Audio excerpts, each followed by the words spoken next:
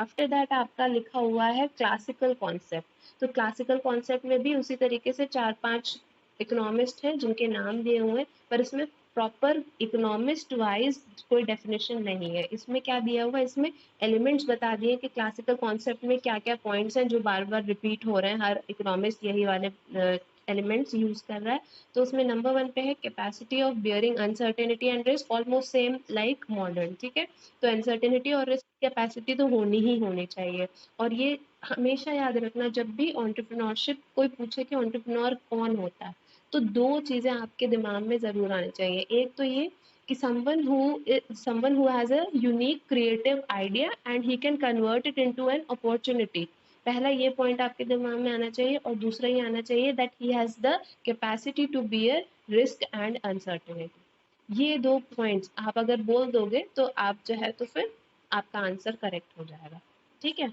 So capacity of bearing uncertainty and risk. Second point है ability of collecting and organising various factors of production. Obviously जितने भी factors of production है उनको सही मात्रा में यूज करना, ऑप्टिमम यूटिलाइजेशन करना, कम से कम फैक्टर्स में ज्यादा से ज्यादा आउटपुट जनरेट करना, ये सारी चीजें आ जाती हैं आपकी collecting and organising various factors of production में।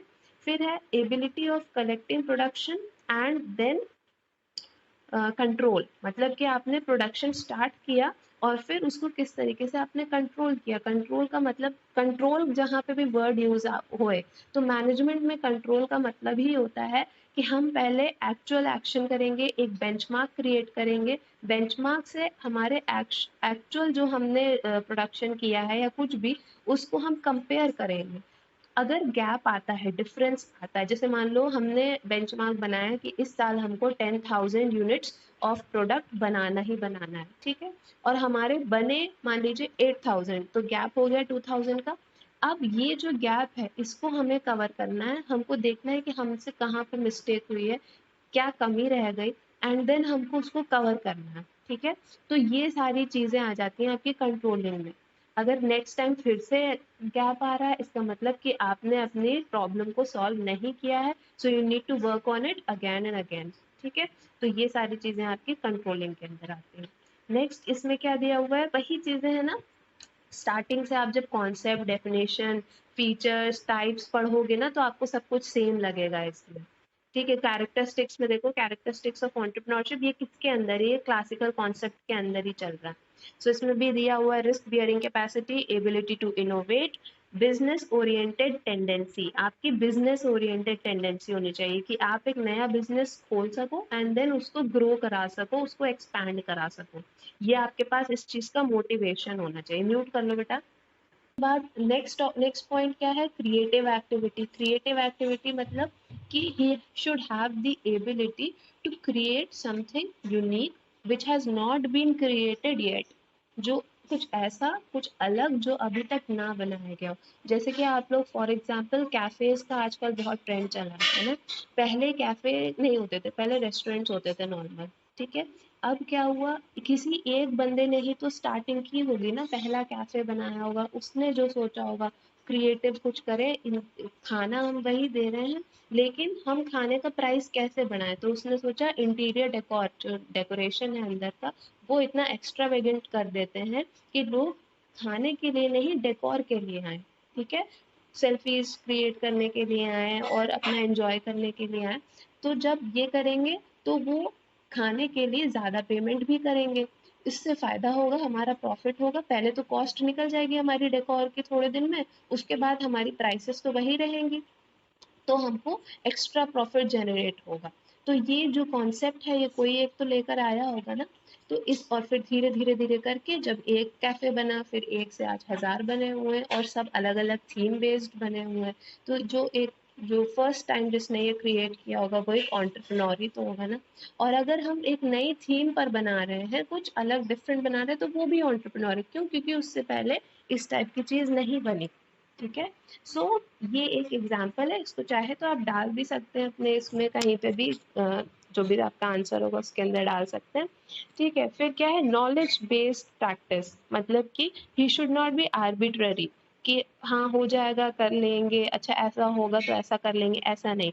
He should be based on certain knowledge, उसकी जो एक्शंस हो वो नॉलेज पे बेस्ड हो, वो थोड़ा सा मतलब एजुकेटेड लिटरेट हो, और जिस भी फील्ड में जा रहा हो उसकी उसे नॉलेज हो, वो उसका एक्सपर्ट हो।